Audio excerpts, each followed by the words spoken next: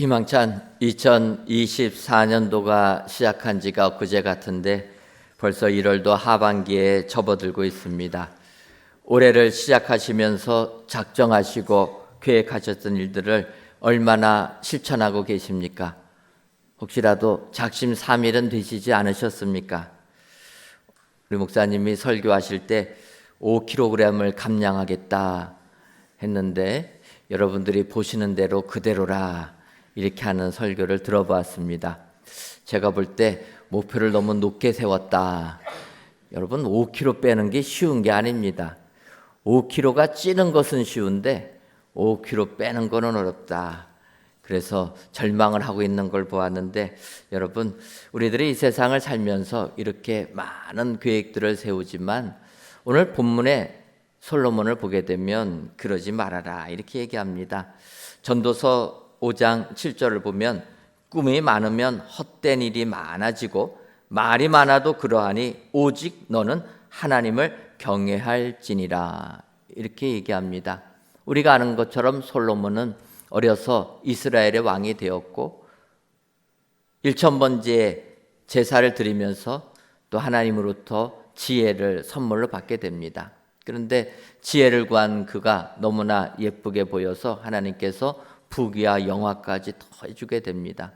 그래서 솔로몬은 이스라엘 역사상 가장 넓은 영토를 차지하게 되고 가장 부강한 나라가 솔로몬을 이룩하게 되었다라는 것입니다.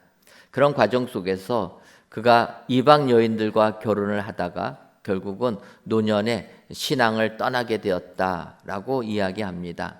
하지만 이제 이런 인생을 다 살아본 말년에 그가 전도서를 기록하면서는 이렇게 이야기한다라는 것입니다.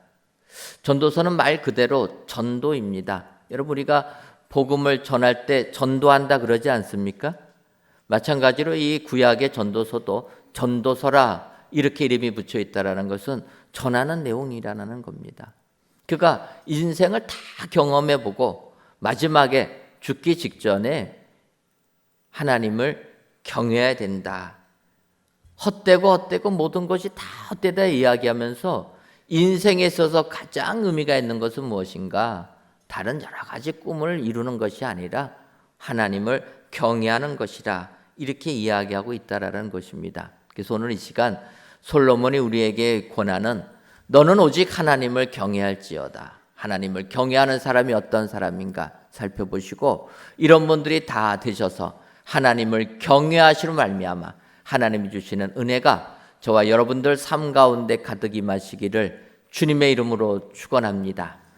그렇다면 솔로몬의 권고처럼 하나님을 경외하는 사람은 어떠한 사람이 되어야 됩니까? 먼저는 말씀을 듣는 사람이 되어야 됩니다. 오늘 보면 전도서 5장 1절을 보면 너는 하나님의 집에 들어갈 때에 내 발을 삼갈지어다.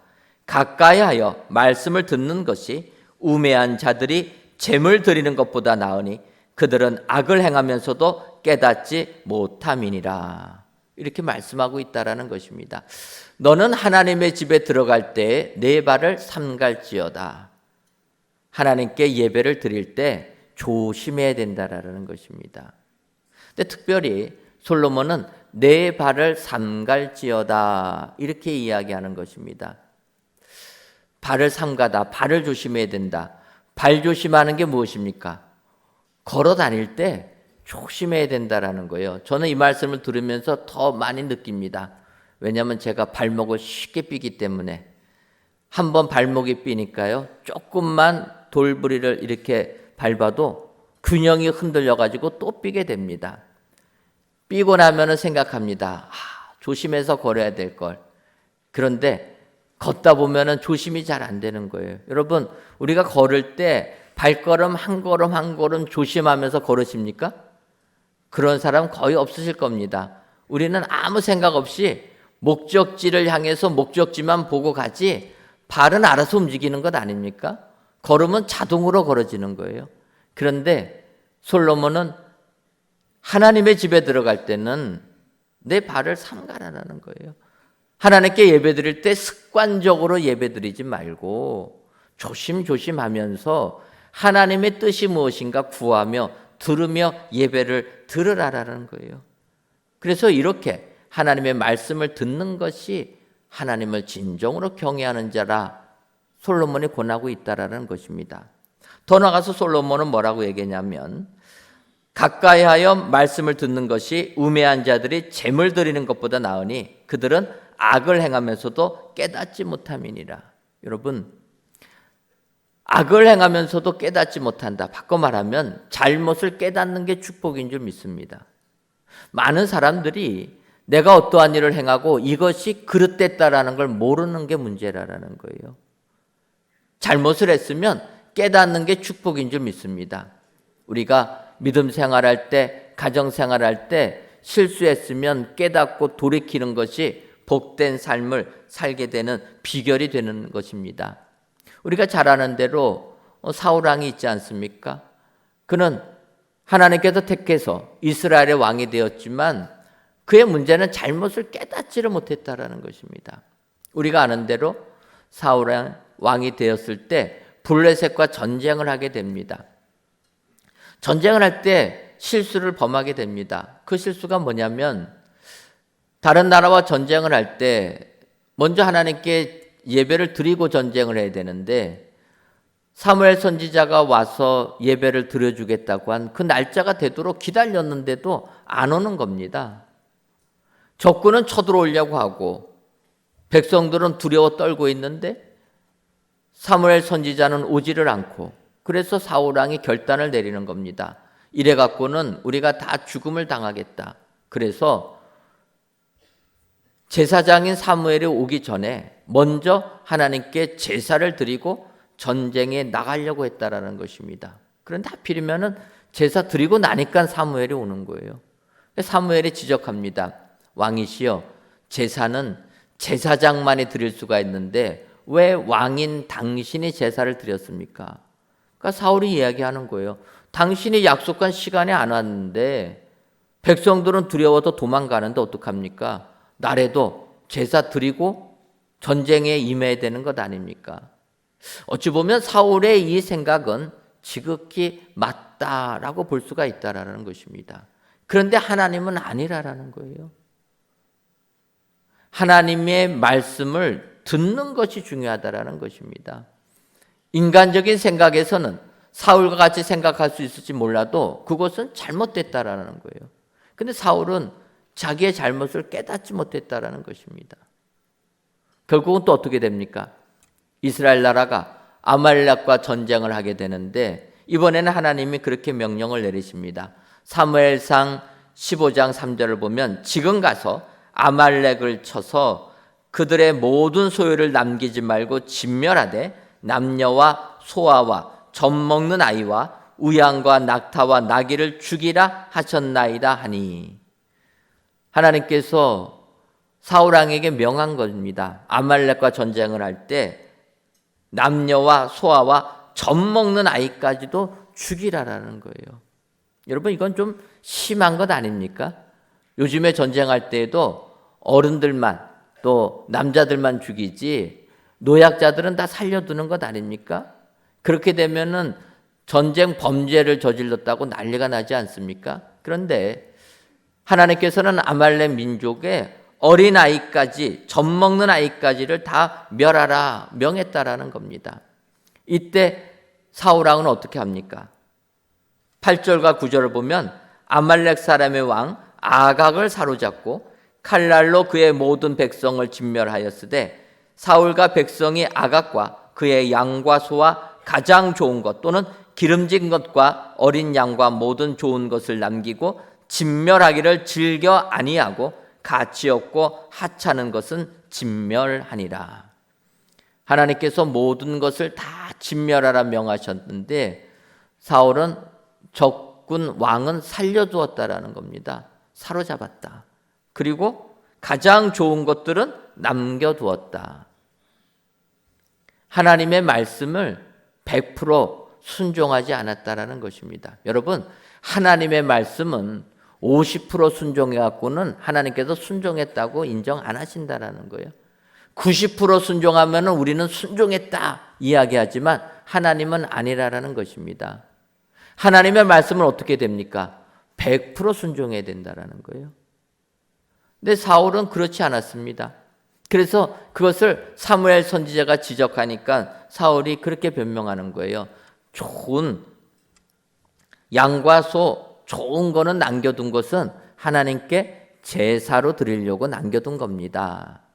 그때 우리가 잘 아는 대로 사무엘 선지자가 뭐라고 얘기합니까?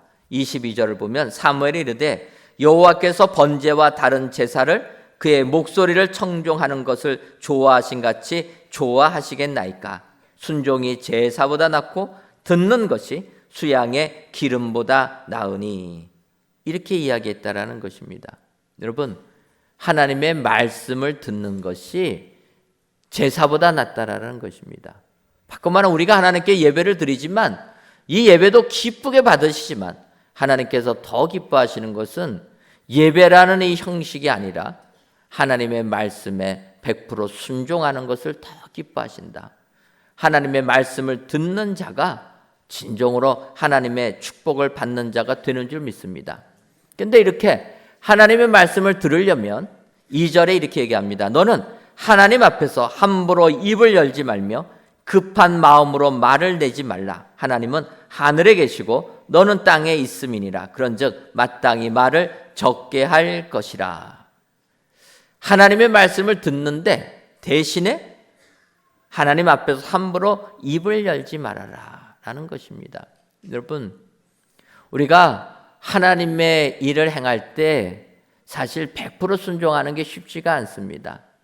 내 생각과는 전혀 다른 하나님의 말씀이 임할 때 그 말씀을 순종하는 게 어렵다라는 것입니다. 그때 이야기하는 거예요. 이해가 안 돼도 함부로 입을 열지 말아라. 급한 마음에 말을 내지 말라라는 거예요. 여러분, 그러지 않습니까? 교회를 하다 보면은 마음에 안 드는 게 한두 가지가 아니라는 거예요.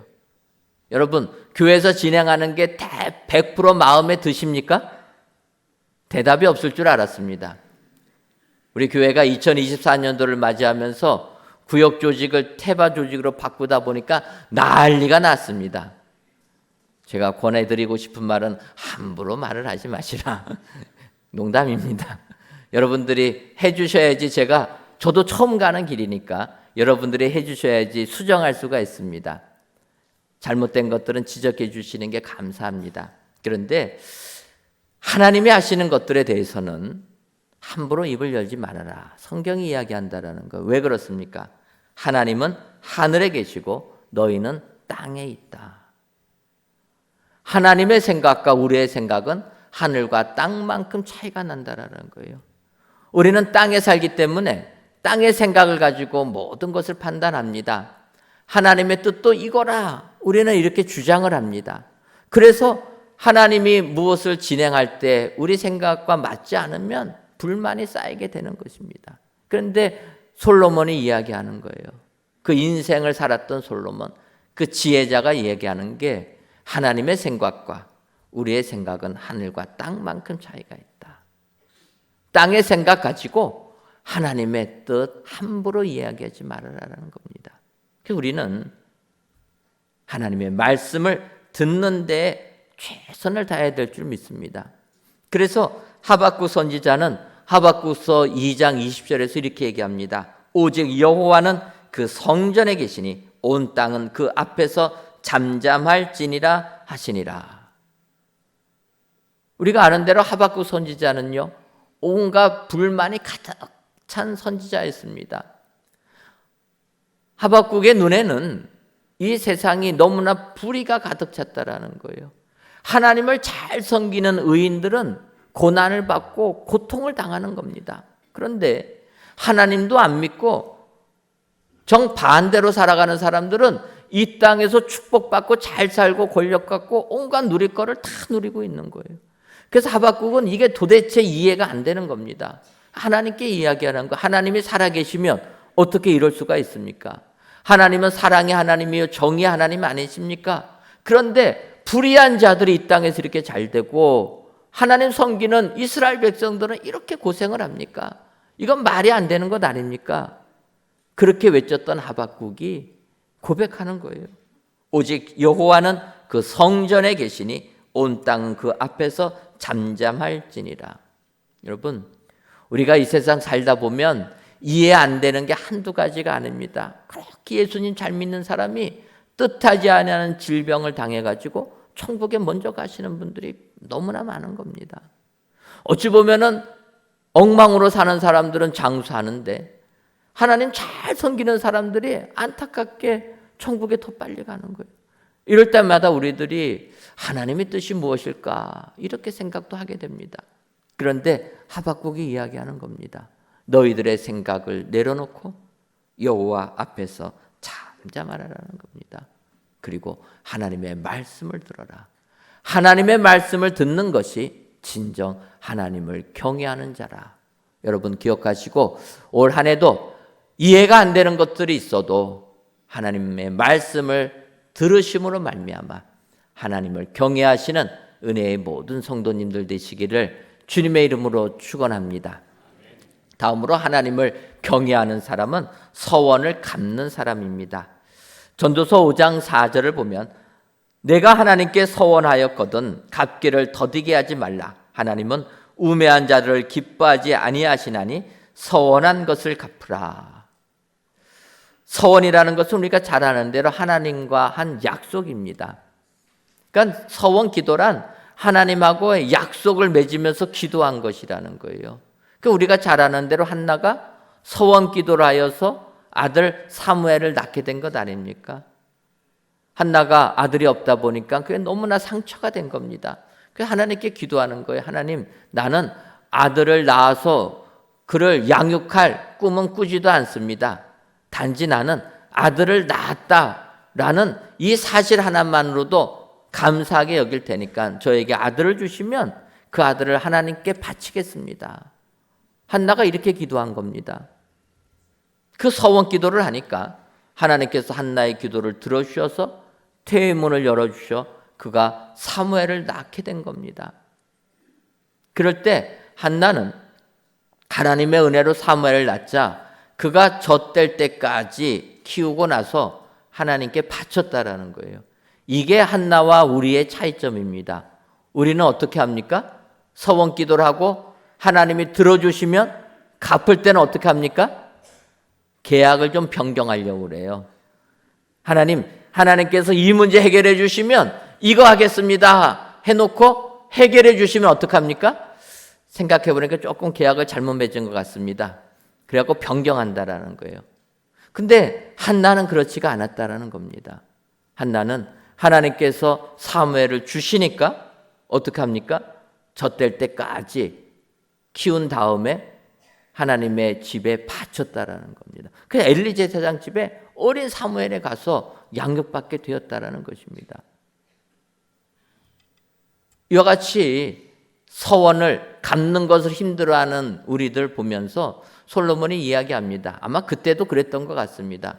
그래서 이어지는 5절을 보면 서원하고 갚지 아니하는 것보다 서원하지 아니하는 것이 더 나으니, 바꿔 말하면 서원하고 갚지 못할 것 같으면 아예 서원도 하지 않는 게 낫다라는 것입니다.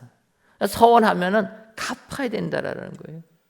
우리가 세상을 살다 보면 세상은 하도 약속이 깨지다 보니까 약속 깨는 거를 별로 두려워하지도 않습니다. 맨날 깨지니까. 그리고 맨날 그러지 않습니까? 어떤 사람들은 그런 얘기도 해요. 약속은 깨라고 있는 것이다. 이게 세상 사람들이 하는 용어인데 하나님하고의 약속은 아니라는 겁니다. 왜냐하면 하나님은 다 기억하시기 때문에. 그래서 서원 기도할 때는 숙고하고 해야 된다는 것입니다. 그리고 그 약속한 것은 빨리 갚으면 갚을수록 복이 된다. 여러분 기억하셔서 서원을 갚으시는 여러분들 되시기를 주님의 이름으로 축원합니다. 2024년도를 시작하시면서 하나님과 한 약속이 계시면 올 연말 때까지 꼭 지키시기를 바랍니다. 시작할 때는 이렇게 약속하고 한 해를 마칠 때 이 약속이 깨져가지고서는 안 된다. 세상 사람들은 넘어갈 수 있을지 몰라도 하나님은 기억하고 계시기 때문에 약속은 서원은 꼭 갚아야 된다. 기억하시고 올 한 해도 하나님께 서원한 것들 이제 하셨으면 꼭 한 해가 마치기 전까지 다 갚으셔서 진정 하나님만을 경외하시는 은혜의 모든 성도님들 되시기를 주님의 이름으로 축원합니다. 마지막으로 솔로몬은 이렇게 권면합니다. 하나님을 경외하는 사람은 꿈을 줄이는 사람이 되어야 된다. 세상 사람들은 꿈을 많이 가지면 가질수록 좋다고 이야기하는데 오히려 솔로몬은 꿈을 줄이라는 것입니다. 오늘 전도서 5장 3절을 보면 걱정이 많으면 꿈이 생기고 말이 많으면 우매한 자의 소리가 나타나느니라 이렇게 말씀하시고 7절 상반절을 보면 꿈이 많으면 헛된 일들이 많아지고 말이 많아도 그러하니 이렇게 이야기합니다. 걱정이 많으면 꿈이 생기고 꿈이 많으면 헛된 일들이 많아진다. 바꿔 말하면 그래서 꿈을 줄여야 된다라는 것입니다. 근데 여기서 이 걱정이라는 히브리어 인ян이라는 단어는 일, 직업, 업무 이런 걸 이야기합니다. 그래서 걱정이 많다라는 것은 일이 많다라는 겁니다. 그래서 관심이 많다. 또 일이 많으니까 과로하다. 우리가 흔히 그런 얘기하지 않습니까? 일이 없어서 실업자들, 그 백수들이 어떻게 죽습니까? 백수들이 과로사를 한다. 그런 이야기가 나오는 거예요. 직업이 없으니까 하도 많은 사람들이 너 일 없으니까 이거 해라 저거 해가지고 과로한다라는 거예요. 그 백수가 더 일이 많다. 그 과로사 한다고 얘기합니다. 일이 많은 겁니다. 근데 이 걱정이 많다라는 건 관심이 많다 이렇게도 볼 수 있는 겁니다. 관심이 많다를 생각하다 보면 우리말로 이런 단어가 떠오릅니다. 관심이 많다. 그것은 순수 우리말로 오지랖이라는, 제가 이 말하면서 고민을 많이 했습니다. 예배 시간에 이런 단어를 써도 될까? 비속어는 아니고 오지랖이라는 단어는 순수 우리말로 웃옷이나 윗도리에 있는 겉옷의 앞자락을 의미하는데 오지랖이 넓다는 말은 이러한 어원에서 따온 것으로 겉옷의 앞자락이 넓으면 정작 그 뒤에 있는 옷을 가리기 때문에 쓸데없이 다른 일에 끼어들어 지나치게 참견한다. 그런 의미로 오지랖이라는 단어가 나왔다라는 것입니다. 그러니까 우리가 그렇게 얘기하는 거예요. 오지랖이 넓다라는 것은 원래의 본뜻의 옷을 가려지기 때문에 남의 일을 참견하는 사람이라 그런 의미라는 것입니다.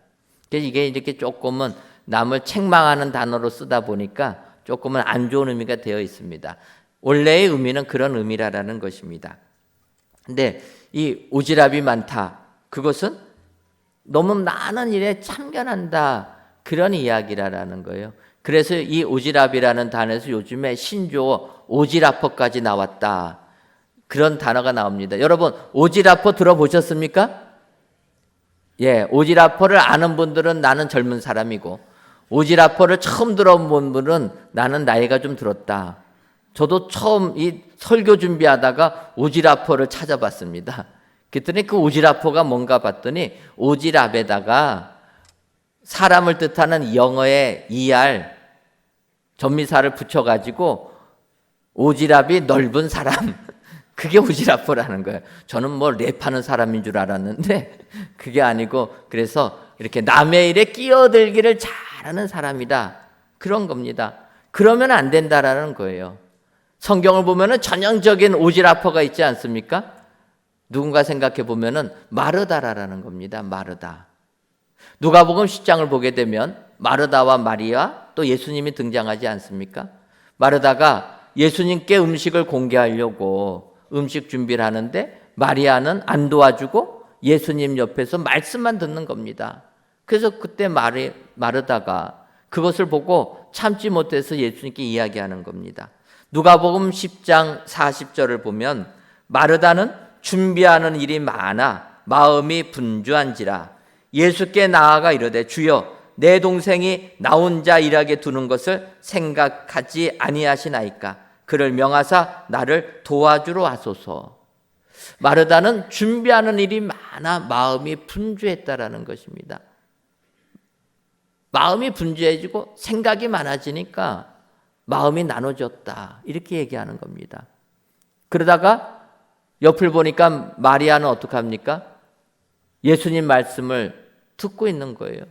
그래서 마르다가 짜증이 나는 겁니다. 나는 예수님께 음식 장만하느라고 이렇게 정신이 없는데 철없는 여동생은 나를 도와주지도 않고 주님 곁에서 말씀만 듣고 있구나. 그래갖고 분노가 올라오는 거예요. 그래서 예수님께 말하는 겁니다. 그를 명하사 나를 도와달라고 해달라. 그때 예수님께서 뭐라고 얘기하십니까?